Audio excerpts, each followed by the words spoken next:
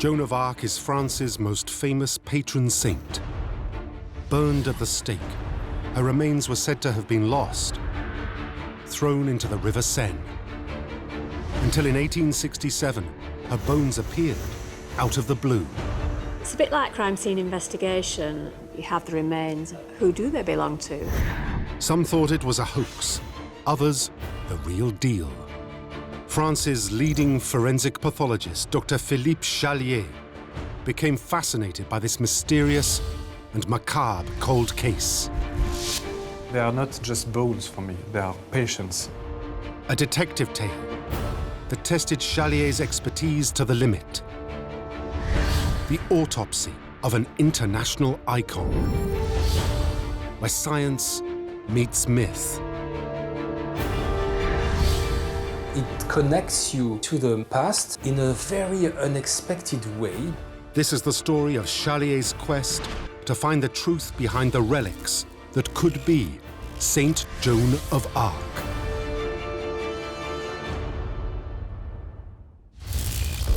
Paris, France, 2006. Dr. Philippe Charlier was a pathologist. His patients were the city's dead, dissecting their bodies for clues about why they died. But he was also France's most famous forensic sleuth, dubbed the Indiana Jones of graveyards. He couldn't resist the coldest cases, long-dead kings, queens, and mistresses, whose deaths were shrouded in mystery. I'm a physician, first of all, not an archaeologist or anthropologist. So they are not just bones for me, they are patients. And I look at them as if it would be anybody in the subway or on the streets, but dead, of course.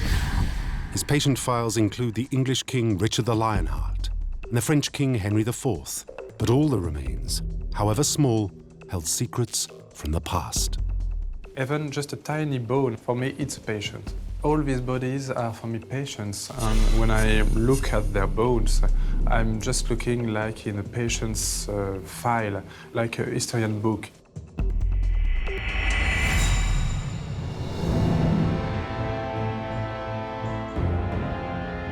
Charlier was destined to become a myth hunter, and it all began on a trip to the Italian city of Pompeii when he was just 7 years old. A volcano had erupted in 79 AD, burying buildings in boiling ash. People were frozen in time.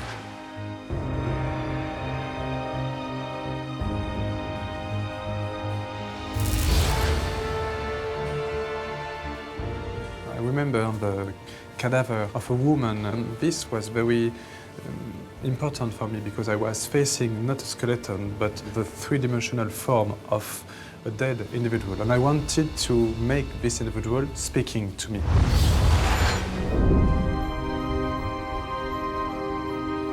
By 10 years old, Charlier had found a human skull, someone who died some 1,300 years before.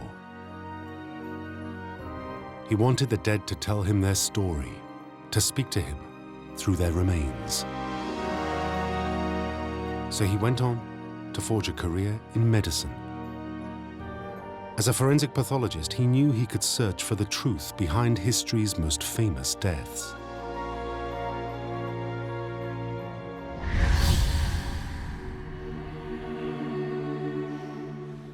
In 2006, Charlier had just closed his latest case.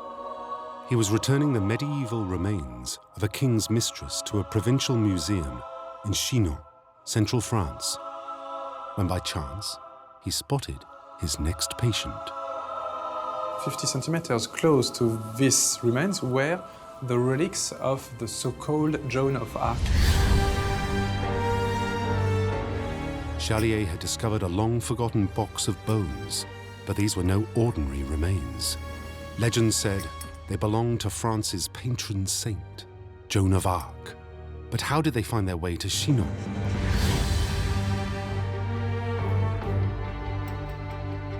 Charlier learned the bones trace back to Paris in 1867. Vast swathes of the capital were being knocked down for one of the most ambitious urban transformations ever attempted.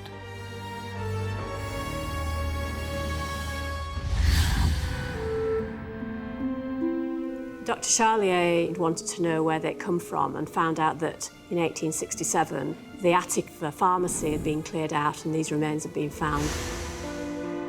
Near the Place de la République, a pharmacist was clearing his shop's attic before demolition when he claimed to make an extraordinary discovery. Jars filled with bones, a textile fragment, and a lid inscribed with a message: the remains of Joan of Arc.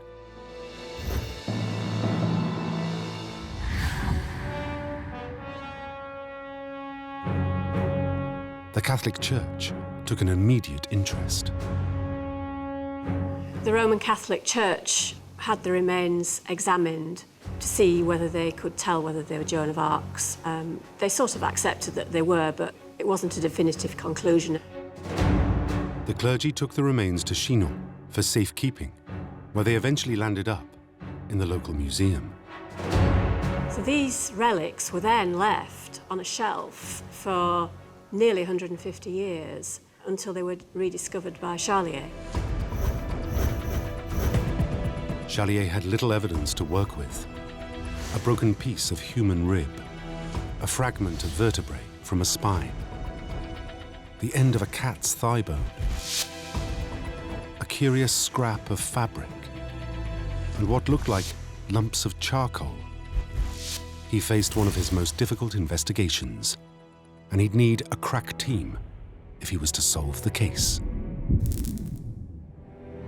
It's a bit like CSI, crime scene investigation, using a whole range of different experts, many different methods of analysis to determine whether, in this case, relics belonged to Joan of Arc. Yes, it was interesting to study these bones, which were absolutely black and that could have been burnt. The blackened bones instantly reminded Charlier of the history lesson every French child learned in school. Joan of Arc is a peasant girl, and she emerges out of nowhere, really, of almost total obscurity, and erupts onto the historical scene in the most unexpected of ways. She starts to hear voices, and these voices are those of the saints. The voices tell her that she is the Virgin who will save France, and that her mission is to ensure that the true King of France, who is the Dauphin Charles, will become crowned.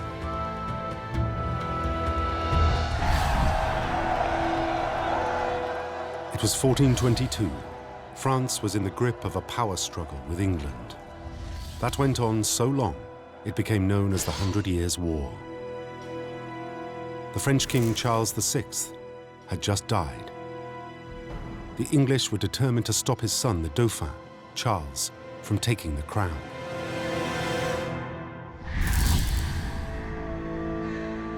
In 1429, Joan rode to the Dauphin's court at the fortress of Chinon.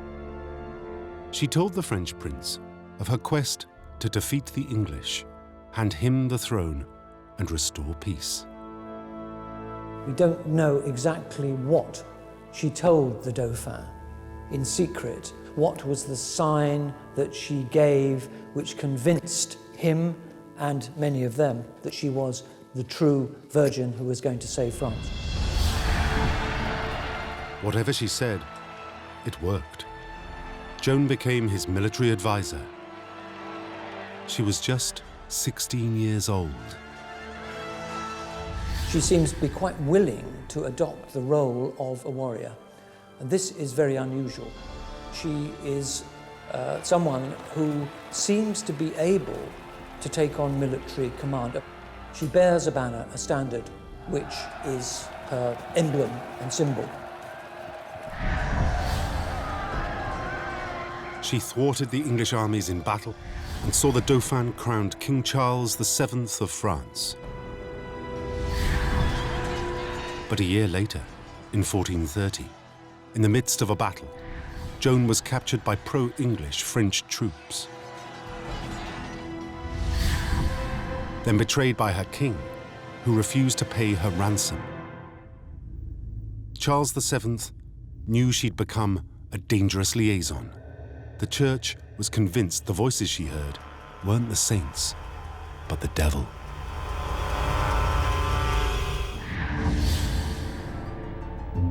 She is no longer worth supporting. He must not be seen to have owed anything, least of all his kingdom or his crown, to somebody who is accused of being a heretic. Joan was imprisoned. She refused to renounce the voices she heard, certain they were the word of God. The church wasn't impressed. She confuses and disconcerts her interrogators. She treats them in what they regard as an extremely disrespectful way, telling them that they can't have an answer now, they have to wait for a fortnight because her voices will have spoken by then and she will then be able to communicate God's message to them, which, if the clergy are not part of that communication with God, is heretical. A show trial found her guilty of heresy, and there was no leniency in the sentence.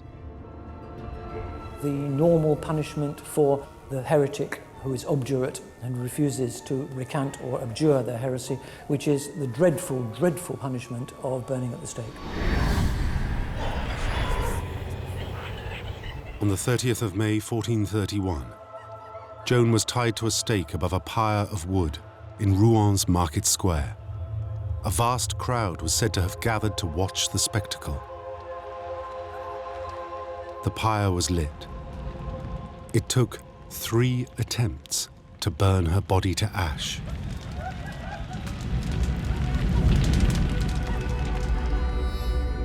What was remaining of the poor girl was deposited as ashes into the River Seine. It was highly important that there should be no relics left.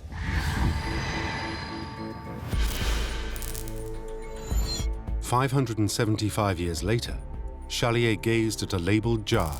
It said, 'Remains found under the pyre of Joan of Arc, Virgin of Orleans.' Could her body have survived the fire? For Philippe Charlier, this was the opportunity of a lifetime to examine relics rumoured to be France's most famous daughter.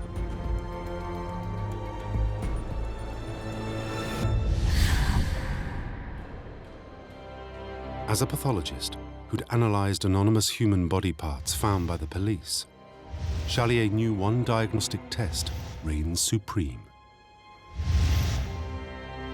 DNA analysis has been described as being the silver bullet to all questions, particularly in the past. The double helix, DNA, was Charlier's best chance of proving the bones were Joan of Arc. A molecule found in all animal and plant cells, DNA is encoded with vital genetic information, passed down from one generation to another. If Charlier could actually get preserved DNA out of the human remains, it would be possible, 1, to determine the sex of the person represented, and 2, to compare the DNA profile with living descendants. Charlier knew DNA could last in human remains for hundreds, even thousands of years. So he sent bone samples to forensic genetics experts. If the remains were female, he planned to obtain DNA from her relatives alive today to identify a genetic link with the relic bones.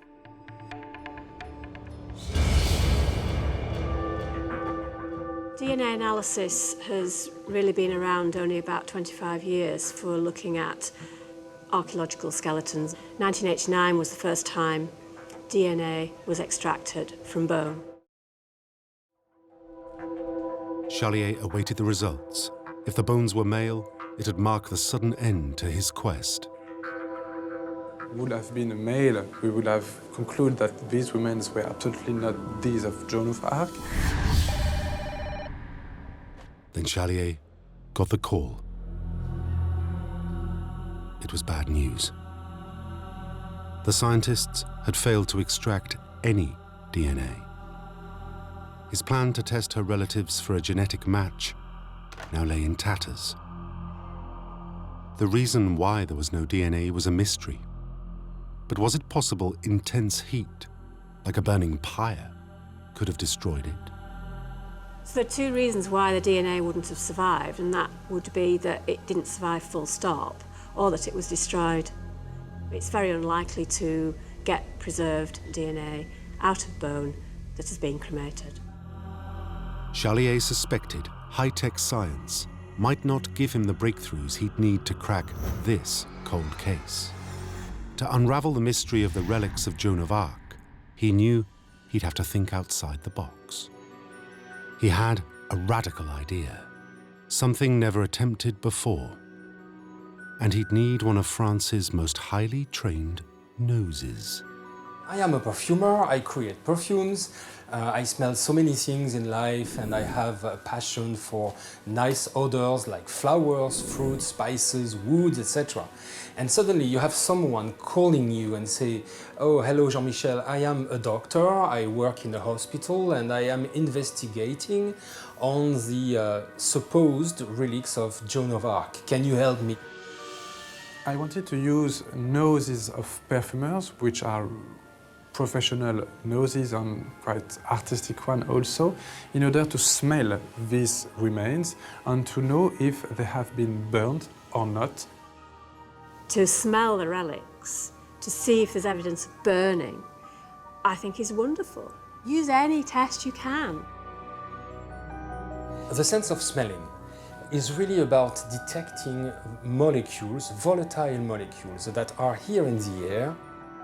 Sometimes quite a few molecules are enough to be detected. They come into your nose, and your nose captures them and sends an olfactive information to your brain.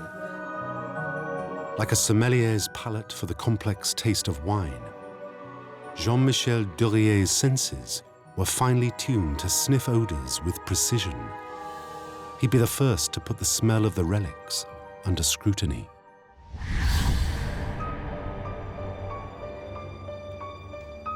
He met Charlier at the hospital laboratory.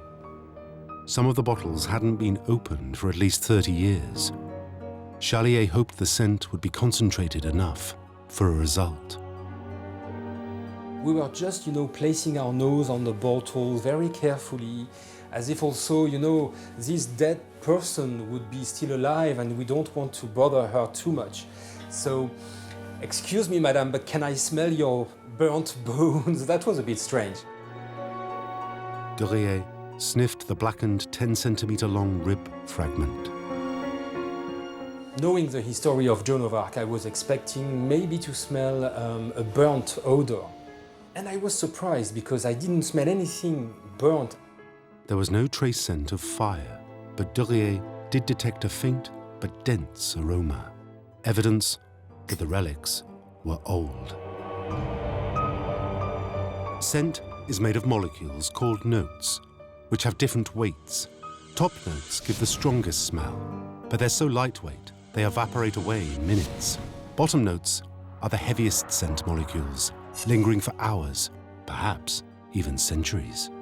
What we call the top notes are the volatile notes, were completely disappeared. So what I was smelling was more into what we call the dry down or the bottom note, very heavy and soft type of note. And the bottom note smelled curiously of vanilla. I am smelling a sort of vanillic note. Is that possible? Is that any possible that a burnt bone can smell like vanilla? A vanilla scent was an important clue. It's linked to the sweet smell of bodies as they decay. Vanillin is in direct relationship with decomposition and putrefaction. So these remains are still continuing their decomposition and putrefaction process. But the smell of decay didn't rule out that the body had been burnt on a wood pyre. The relics could still be Joan of Arc. Just because there was a smell of vanilla doesn't necessarily mean that the body was not cremated, because cremated bone can degrade following the cremation. Charlier needed to check if the bones had been burned, to look for direct evidence of exposure to the intense heat of fire. But to see it, he'd need X-ray vision.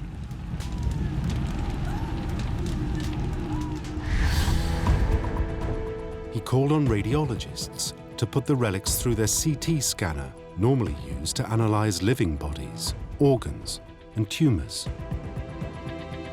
It's an X-ray technique. It produces slices, which are images through the object or the body, and then those images are then reconstructed into a 3D picture.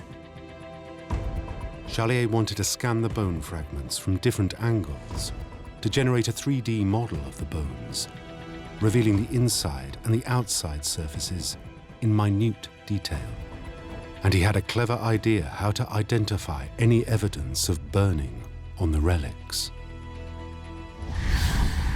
Dr. Charlier did have control samples, particularly from victims of burning, so that he could actually compare what he saw in the relics with the modern victims.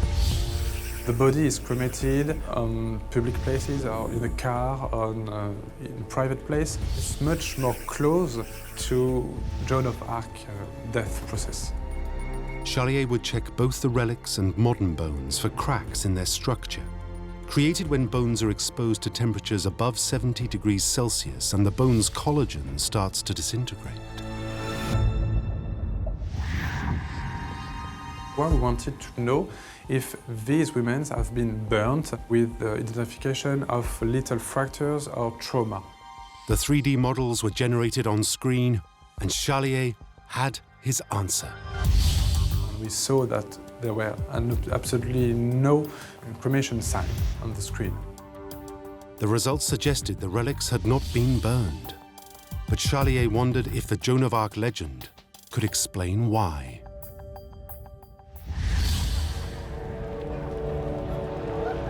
It takes half a ton of wood and 5 hours to cremate a body. And the history book said it took 3 attempts to burn Joan of Arc's corpse. She died in the first fire, probably from carbon monoxide poisoning, but the flames had not destroyed her body.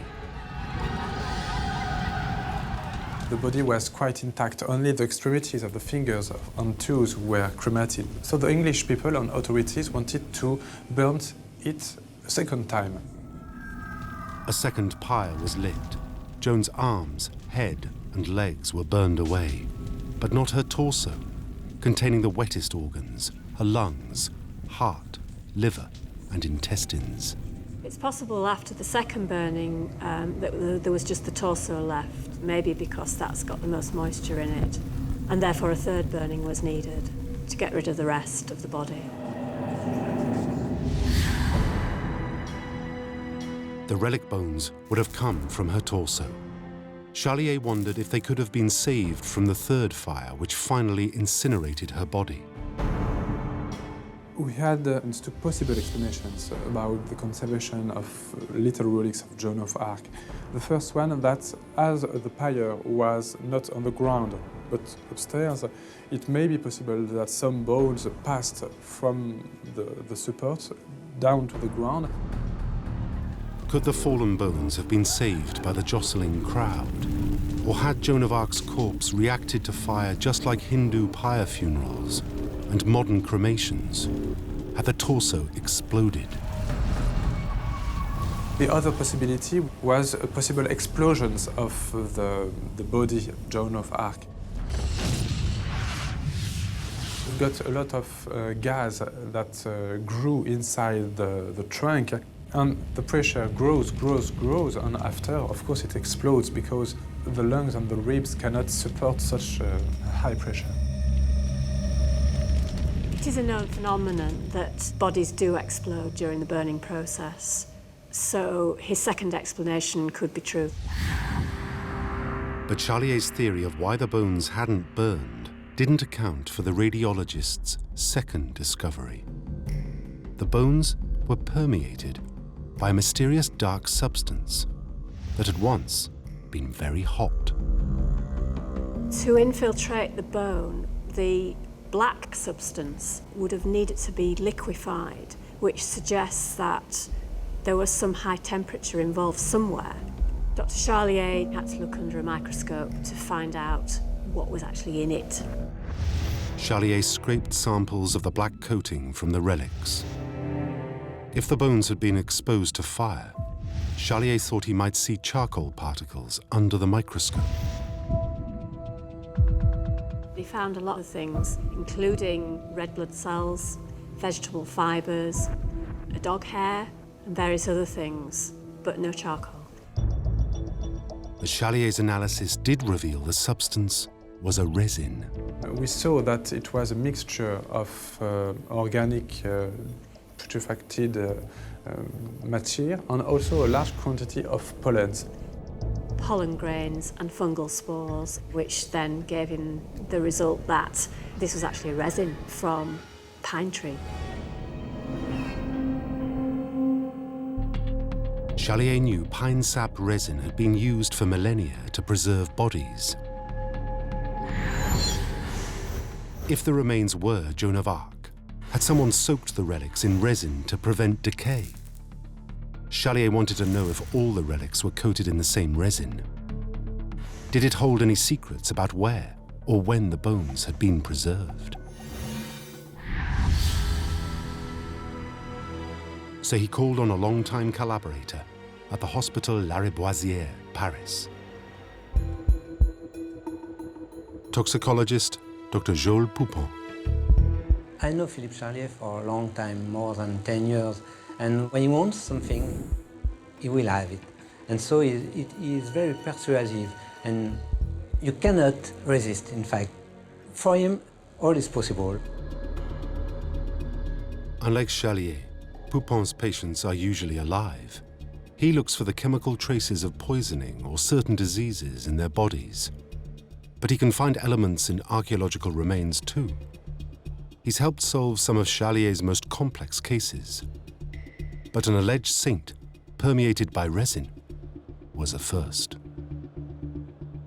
All the relics, the bones were covered with a very brown, dark substance coating. And it was very intriguing. So we wanted to know if the substance was the same for all the samples and what it was exactly. Poupon's experiment would reveal the exact chemical makeup of the resin covering each of the relics. Were they all coated with the same substance? They also put in 2 lots of control samples, one of which was 2 bones from modern cremations, and the other was a piece of dried skin. Charlier demanded absolute secrecy about the case. Poupon wasn't to breathe a word. I didn't know who were working on it, and so we were supposed not to talk about it to the press or the media. To identify the elements in the resin, Poupon had to dissolve the samples in acid, heated to 5,000 degrees. So you put your sample with the acid in the microwave, you heat, and all is dissolved. Not exactly the same used in your kitchen, but the principle is the same. Then Poupon ran the liquid through his mass spectrometer, which would identify and count the atoms in the samples. Charlier wanted the results straight away. You know, Philippe Charlier is very impatient, and especially for this kind of very important study, he wants to know very quickly the results. So he phoned me and Joel, what are the results? I need it tomorrow. The outcome was clear. Poupon proved the relics were all coated with the same resin. But this group included the anonymous skin fragment too. It seemed there were 2 different groupings according to his analyses. One was the modern cremations, and the second grouping was the relics and the skin sample. The relics and the skin sample were loaded with the metals iron and phosphorus, further proof the bones had decayed, not been cremated. So the high levels of phosphorus and iron in the relics and the skin indicates the decay process that goes on in the muscles and skin. The modern bones had a different chemical composition. there was no link with the relic resin. Now, Charlier revealed the source of the skin fragment. So then what Charlier said to Poupon was, well, actually, that skin sample was from an Egyptian mummy.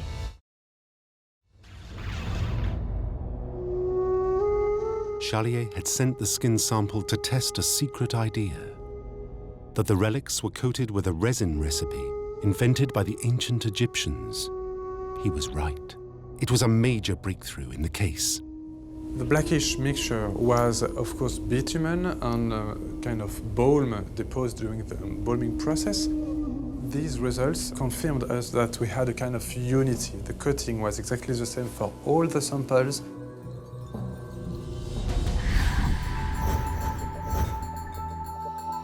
Charlier was determined to find out whether the relics could be Joan of Arc, and he knew of a test that could help him peer back into the past.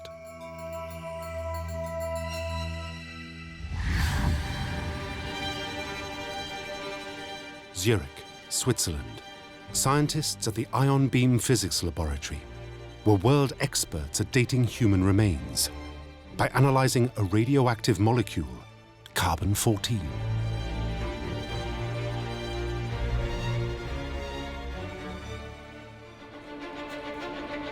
In a way, we are radioactive just by nature.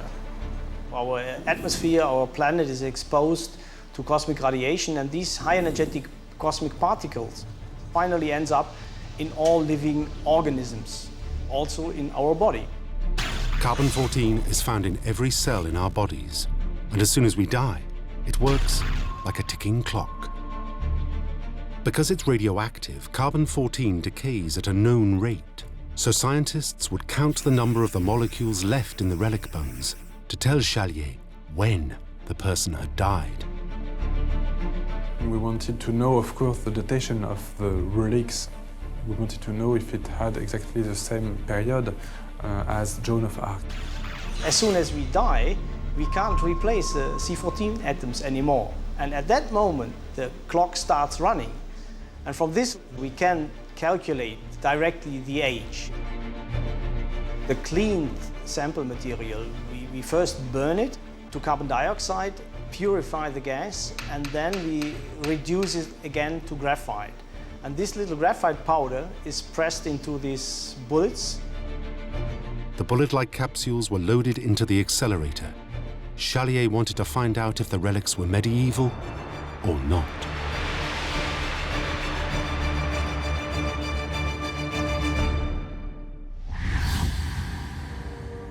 But he also wanted to know their geographic origin. So he called on textile historian Christophe Moulerat to analyze the fabric found in the jar. Philippe called me to say, Christophe, I've got a fragment from the relics of Jeanne d'Arc. He wants to extract the more information possible from everything. It'd be one of the most perplexing cases Moulerat had ever faced. Analysing the textile was really important. It potentially can show you when it was actually manufactured, where it was manufactured, what the actual cloth was. He had just a small scrap of fabric to analyse, which was coated on one side with the embalming resin found on the bones.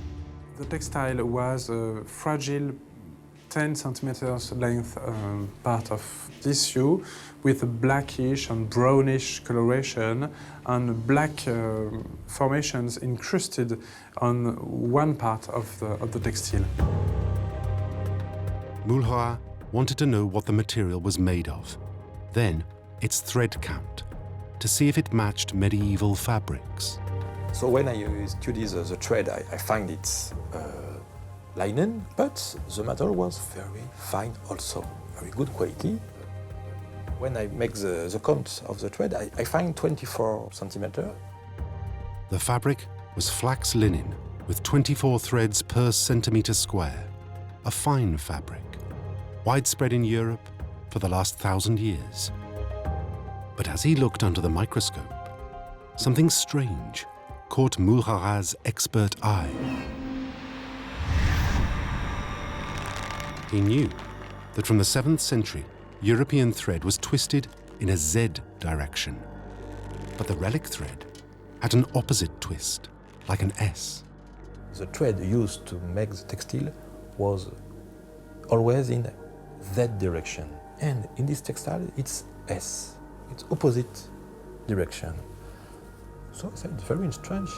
He expected a Z twist to the thread and he found an S twist. So he had to start thinking where that textile might have come from. There was no match with European-made fabric, but Mulhara had seen this twist before. All the textile from the Middle East, all the material is in S direction. Could the fabric have been exported to France from the Middle East in the 15th century? Could the strange cat femur found in the relics give any further clues? Charlier had heard that in the late Middle Ages, some people believed the devil could transform himself into a cat. They were said to be associated with witchcraft and heresy, and rumored to have been thrown on pyres when witches were burned. At least 12,000 heretics died at the stake in Europe and America between 1300 and 1800 AD. But up to 100,000 could have been killed. Joan of Arc's death was the most well-documented of them all. But there had been no mention of a cat. When we saw the femur, first of all, we were not sure that it was a cat, and we wanted to show it to a specialist. Archaeozoologist Marilyn Patou-Matisse measured the femur. Matisse was looking at a fragment of this cat's femur.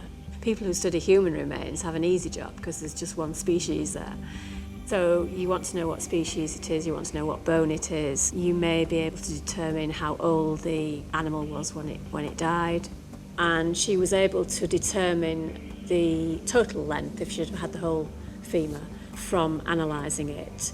And she decided that on the basis of that, this femur did not come from a European domestic cat and may have come from somewhere like Egypt.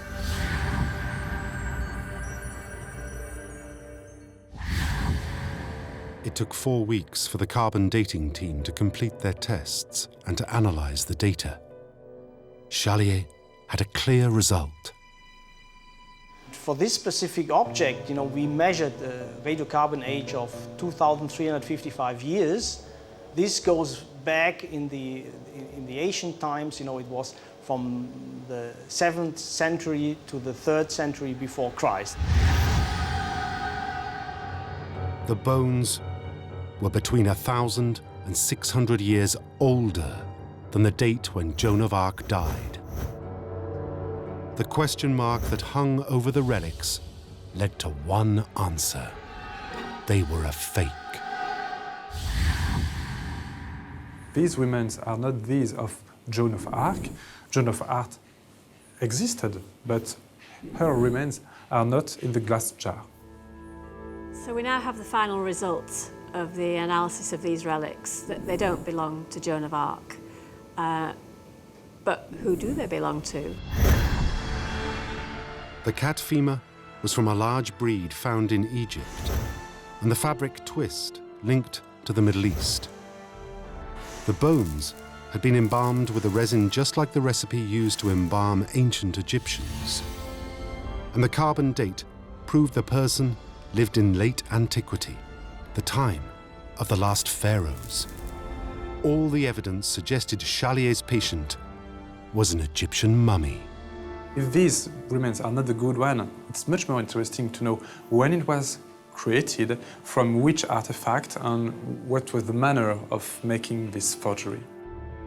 For Charlier, his investigation was far from over. He was determined to get to the bottom of why this elaborate forgery had been made. Charlier had been drawn into the mystery by the handwritten label, proclaiming the relics were Joan of Arc. Could the text and the glass jars give up the last clues he needed to wrap up the case. Antique expert Robert Montaigu took a look. The cover is still intact with an inscription on it. It's a kind of parchment with an inscription handmade on it. Reste trouvé sous le bûcher de Jeanne d'Arc, pucelle d'Orléans. The text read, "Remains found under the pyre of Joan of Arc, Virgin of Orléans." The Virgin was a name Joan had used for herself in the 15th century. But the moniker had been revived by the French poet Voltaire in his 1755 poem mocking her purity. There was another clue in the glass itself. The jars were hand-blown and cut off at the base, designed in the 18th century for scientists. Perhaps not out of place in a pharmacy. The glass jar has been broken very recently, almost 40 or 30 years ago, not before. But the jar was not dating back from Joan of Arc, but it was from the 18th century. And the inscription was very recent, but with an archaic style. The forger had attempted antiquated writing, but it didn't fool the expert. It certainly wasn't medieval, nor 18th century, but a 19th century hand. Instead of finding the relics, Charlier wondered if the pharmacist had made the forgery in 1867, putting some mummy remains in glass jars and passing them off as Joan of Arc. But why go to all of that effort?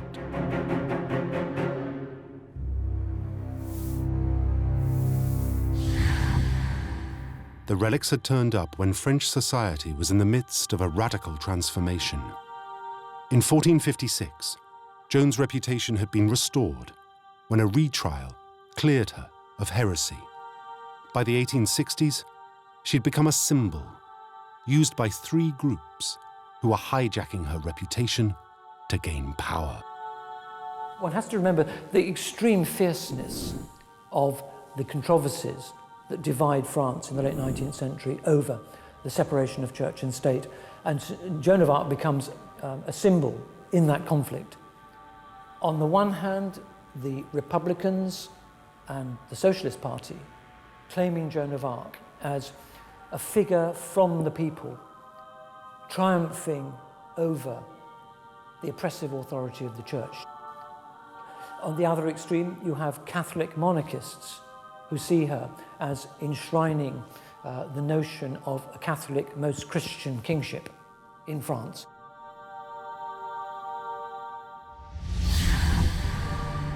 After Joan's death, a cult in her memory had developed, and by the mid-19th century, calls were being made for her sainthood. Then her remains turned up, out of the blue.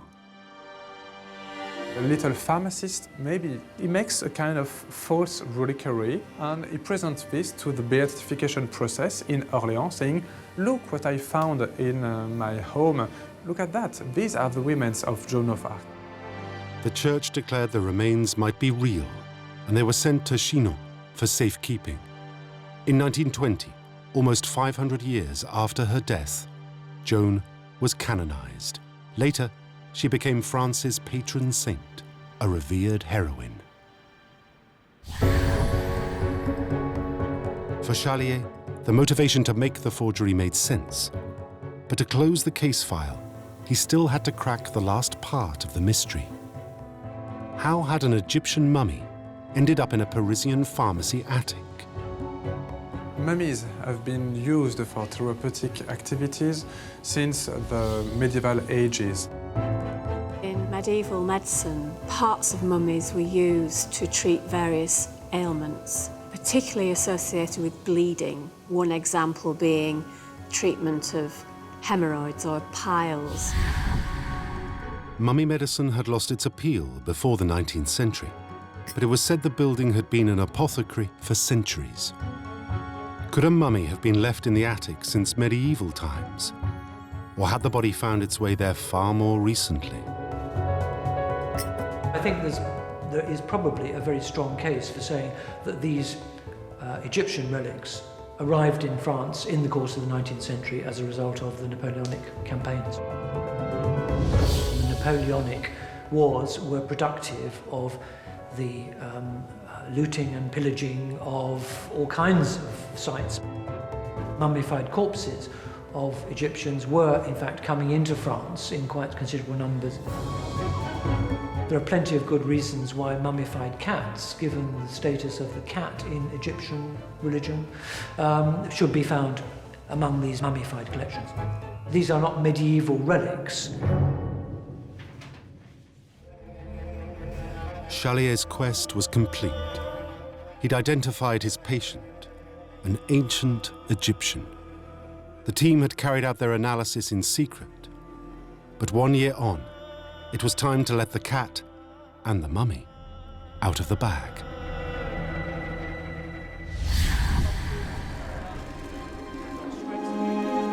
At the end of the study, when the results were presented to the press and the media, it made a lot of sound in France, and all the people, the press and the journals were talking about it. I was really expecting Dr. Charlier to find that these relics were genuine. We had TVs, we had magazines, we had interviews, etc. And suddenly it became like yes, you know, an important information. Charlier's extraordinary discovery made headline news, and the mummy remains were sent back to the fortress of Chinon for public display. The bones weren't Joan, but for Charlier and his team, it didn't matter. We've seen from this study that you can get such detailed information from the smallest of fragments. I think showed how science can help unravel mysteries of the past. Some people were disappointed by the result of this investigation. On the other hand, I think that the simple memory of her is probably enough. Joan's memory will remain for a very long time. The qualities of human courage, fortitude, endurance, that is really what's made her reputation. She's absolutely exceptional, remarkable figure. The relics are far, far less important than the life story. It doesn't change anything to the person of Joan of Arc, which is unique, which is beautiful, which is exceptional. These are false relics. It doesn't change anything to the personage of Joan of Arc. Charlier's investigation hadn't found Joan, but he had busted one of France's most intriguing myths.